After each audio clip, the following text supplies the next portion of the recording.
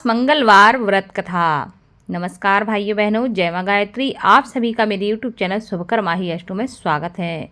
आज के इस वीडियो में सुनते हैं मंगलवार व्रत की कथा।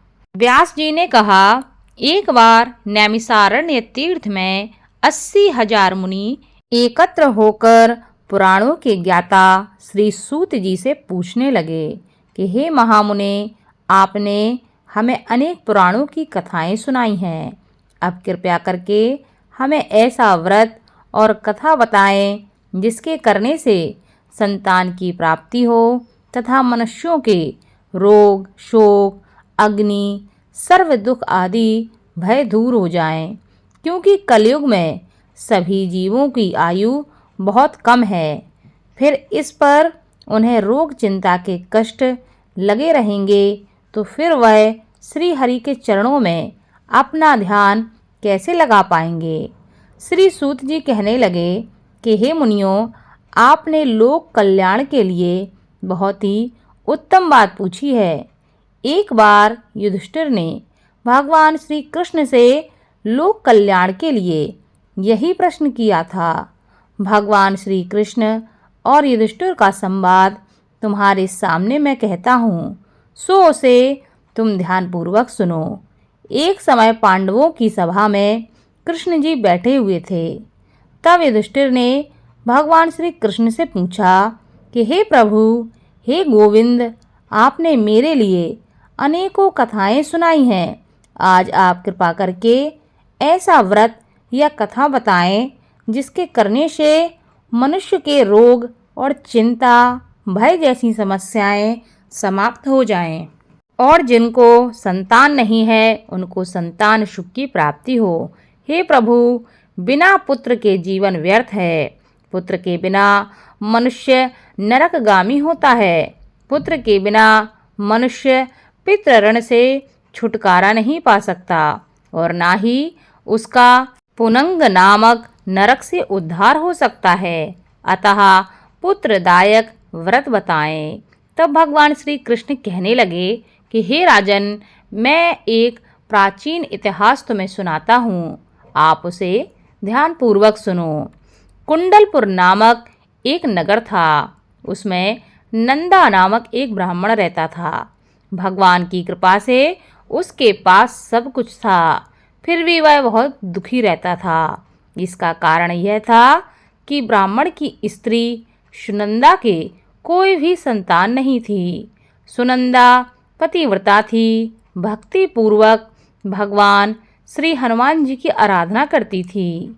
मंगलवार के दिन व्रत करके अंत में भोजन बनाकर हनुमान जी को भोग लगाने के बाद स्वयं भोजन करती थी। एक बार मंगलवार के दिन ब्राह्मणी घर के कार्य की अधिकता के कारण हनुमान जी को भोग लगाना भूल गई, तो इस पर उसे बहुत दुख हुआ। उसने कुछ भी नहीं खाया और अपने मन में प्रण कर लिया कि अब तो अगले मंगलवार को ही हनुमान जी को भोग लगाकर अन्न जल को ग्रहण करूंगी। ब्राह्मणी सुनंदा प्रतिदिन भोजन बनाती, श्रद्धा पूर्वक पति को खिलाती, परंतु स्वयं भोजन नहीं करती और मन ही मन हनुमान जी की आराधना करती रही। इसी प्रकार 6 दिन बीत गए और ब्राह्मणी सुनंदा अपने निश्चय के अनुसार भूखी प्यासी निराहार रही। अगले मंगलवार को ब्राह्मणी सुनंदा प्रातः काल ही बेहोश होकर गिर पड़ी। ब्राह्मणी सुनंदा की इस असीम भक्ति भाव से हनुमान जी बहुत प्रसन्न हुए और प्रकट होकर कहने लगे, सुनंदा, मैं तेरी भक्ति से बहुत प्रसन्न हूँ, तू उठकर वरदान मांग ले। सुनंदा अपने आराध्य देव को देखकर आनंदता की अधिकता से बेहल हो उठी। हनुमान जी के चरणों में गिरकर कहने लगी कि हे प्रभु, मेरी कोई संतान नहीं है, कृपया करके मुझे संतान प्राप्ति का आशीर्वाद दें, आपकी अति कृपा होगी। हनुमान जी कहने लगे, तेरी इच्छा अवश्य पूर्ण होगी। तेरे एक कन्या पैदा होगी, उसके अष्टांग प्रतिदिन सोना दिया करेंगे। इस प्रकार कहकर श्री महावीर जी अंतर्ध्यान हो गए। ब्राह्मणी सुनंदा बहुत ही हर्षित हुई और सभी समाचार अपने पति को बताया। ब्राह्मण देव कन्या का वरदान सुनकर मन ही मन बड़े दुखी हुए, परंतु सोना मिलने की बात सुनकर तो बहुत ही प्रसन्न हुए। विचार किया कि ऐसी कन्या के साथ मेरी निर्धनता भी समाप्त हो जाएगी। हनुमान जी की कृपा से वह ब्राह्मणी गर्भवती हो गई और 10वें महीने में उसे बहुत ही सुंदर पुत्री की प्राप्ति हुई। यह बच्ची अपने पिता के घर में ठीक उसी तरह बढ़ने लगी जिस प्रकार शुक्ल पक्ष का चंद्रमा बढ़ता है। 10वें दिन ब्राह्मण ने उस बालिका का नामकरण संस्कार कराया। उसके कुल पुरोहित ने उस बालिका का नाम रत्नावली रखा, क्योंकि यह कन्या सोना प्रदान किया करती थी। इस कन्या ने पूर्व जन्म में बड़े ही विधान से मंगल देव का व्रत किया था।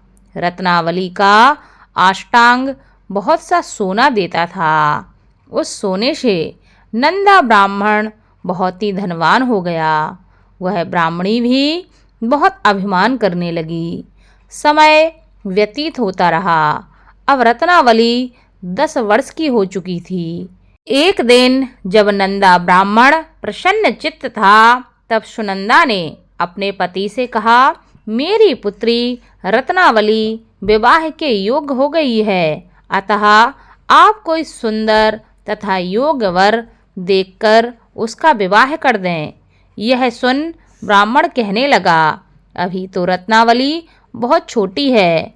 तब ब्राह्मणी कहने लगी, शास्त्रों की आज्ञा है कि कन्या 8वें वर्ष में गौरी और 9वें वर्ष में रोहिणी, 10वें वर्ष में कन्या, इसके पश्चात रजस्वला हो जाती है। गौरी के दान से पाताल लोक की प्राप्ति होती है। रोहिणी के दान से वैकुंठ लोक की प्राप्ति होती है। कन्या के दान से इंद्रलोक में सुखों की प्राप्ति होती है। अगर हे पतिदेव रजस्वला का दान किया जाता है तो घोर नरक की प्राप्ति होती है। इस पर ब्राह्मण कहने लगा, अभी तो रत्नावली मात्र 10 वर्ष की ही है और मैंने तो 16-16 साल की कन्याओं के विवाह कराए हैं, अभी जल्दी ही क्या है। तब ब्राह्मणी सुनंदा कहती है, आपको तो लोभ अधिक हो गया है। लगता है शास्त्रों में कहा गया है कि माता पिता और बड़ा भाई रजस्वला कन्या को देखते हैं तो अवश्य ही नरकगामी होते हैं। तब ब्राह्मण कहने लगा, अच्छी बात है, कल मैं अवश्य ही योग्य वर की तलाश में अपना दूत भेजूंगा। दूसरे दिन ब्राह्मण ने अपने दूत को बुलाया और आज्ञा दी कि जैसे सुंदर मेरी कन्या है वैसा ही सुंदर वर उसके लिए तलाश करो। दूत अपने स्वामी की आज्ञा को पाकर निकल पड़ा। पम्मई नगर में उसने एक सुंदर लड़के को देखा। यह बालक एक ब्राह्मण परिवार का बहुत ही गुणवान पुत्र था। इसका नाम सोमेश्वर था। दूत ने इस सुंदर व गुणवान ब्राह्मण पुत्र के बारे में अपने स्वामी को पूर्ण विवरण दिया। ब्राह्मण नंदा को भी सोमेश्वर अच्छा लगा और फिर शुभ मुहूर्त में विधि पूर्वक कन्यादान करके ब्राह्मण ब्राह्मणी संतुष्ट हुए। परंतु ब्राह्मण के मन में तो लोभ समाया हुआ था। उसने कन्यादान तो कर दिया था, पर वह मन ही मन बहुत ही खिन्न था। उसने विचार किया कि रत्नावली तो अब चली जाएगी और मुझे इससे जो सोना मिलता था वह भी अब नहीं मिलेगा। मेरे पास जो धन था कुछ तो इसके विवाह के पूर्व खर्च हो गया है और जो बचा है वह भी कुछ दिनों में समाप्त हो जाएगा। मैंने तो इसका विवाह करके बहुत बड़ी भूल कर दी है। अब कोई ऐसा उपाय हो कि रत्नावली मेरे घर में ही बनी रहे, अपनी ससुराल ना जावे। लोभ रूपी राक्षस ब्राह्मण के मस्तक पर छाता जा रहा था। रात भर अपनी शैया पर बेचैनी से करवटें बदलते बदलते उसने एक बहुत क्रूर निर्णय लिया। उसने विचार किया कि जब रत्नावली को लेकर उसका पति सोमेश्वर अपने घर के लिए जाएगा तो वह मार्ग में छिपकर सोमेश्वर का वध कर देगा और अपनी लड़की को अपने घर ले आएगा, जिससे नियमित रूप से उसे सोना भी मिलता रहेगा और समाज का कोई भी मनुष्य उसे दोष भी नहीं दे सकेगा। प्रातः काल हुआ तो नंदा और सुनंदा ने अपने जमाई तथा लड़की को बहुत सारा धन देकर विदा किया। सोमेश्वर अपनी पत्नी रत्नावली को लेकर ससुराल से अपने घर की तरफ चल दिया। ब्राह्मण नंदा महालोभ के वशीभूत हो अपने मति खो चुका था। पाप और पुण्य को उसने नहीं सोचा। अपने भयानक व क्रूर निर्णय को कार्य रूप देने के लिए उसने अपने दूत को मार्ग में अपने जमाई का वध करने के लिए भेज दिया था, ताकि रत्नावली से प्राप्त होने वाला सोना उसे हमेशा मिलता रहे और वो कभी निर्धन ना हो। ब्राह्मण के दूत ने अपने स्वामी की आज्ञा का पालन करते हुए उसके जमाई सोमेश्वर का मार्ग में वध कर दिया। समाचार प्राप्त कर ब्राह्मण नंदा मार्ग में पहुंचा और रुदन करती हुई पुत्री रत्नावली से बोला कि हे पुत्री, मार्ग में लुटेरों ने तेरे पति का वध कर दिया है। भगवान की इच्छा के आगे किसी का कोई वश नहीं चलता। अब तू घर चल, वहां पर ही रहकर शेष जीवन व्यतीत करना। जो भाग्य में लिखा है वह होकर ही रहता है। अपने पति की अकाल मृत्यु से रत्नावली बहुत दुखी हुई। करुण कुर्दन व रुदन करते हुए अपने पिता से कहने लगी कि हे पिताजी, इस संसार में जिस स्त्री का पति नहीं है उसका जीना व्यर्थ है। मैं अपने पति के साथ ही अपने शरीर को जला दूंगी और सती होकर अपने इस जन्म को, माता पिता के नाम को तथा सास ससुर के यश को सार्थक करूंगी।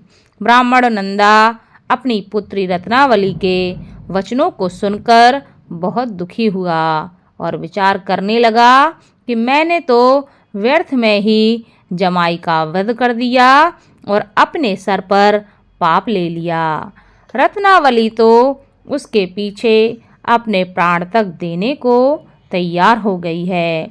मेरा तो दोनों तरफ से मरण हो गया। धन तो अब मिलेगा नहीं।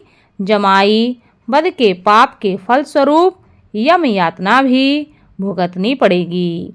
यह सोचकर वह मन ही मन बहुत खिन्न होने लगा। सोमेश्वर की चिता बनाई गई।